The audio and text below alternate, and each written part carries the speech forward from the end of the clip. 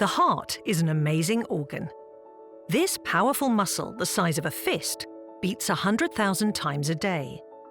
Each beat keeps 5 litres of blood moving around the body, supplying the oxygen it needs to stay alive. Over time, damage or strain on the heart can cause it to weaken, meaning it can't fill or pump as it should. Not to be confused with a heart attack, where the heart's blood supply is suddenly stopped. Heart failure is a gradual decrease in the heart's ability to pump enough blood around the body. There are 3 types of heart failure which depend on a patient's ejection fraction. Heart failure with a reduced ejection fraction, HFrEF, a mid-range ejection fraction, HFmrEF, and a preserved ejection fraction, HFpEF.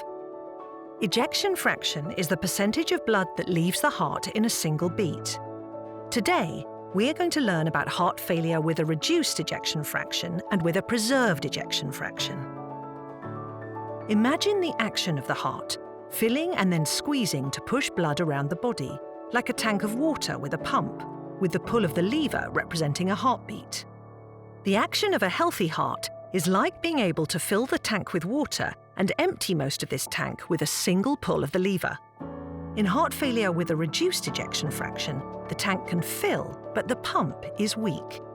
This means that when we pull the lever, less water will leave the tank.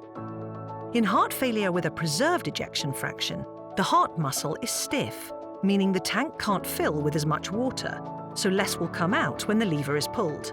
For the more than 60 million people living with heart failure, this means daily life can be a struggle. Simple activities like walking, climbing stairs, and carrying shopping can become very difficult. It can cause symptoms like shortness of breath and swelling of the feet and legs. When symptoms worsen, it can leave patients in a downward spiral. They may experience a worsening event, for example, really struggling to catch their breath, which could mean being rushed to hospital or needing urgent treatment. This can be very frightening. Around half of heart failure patients are back in hospital within 30 days of a worsening event, with each hospital visit doubling the risk of death.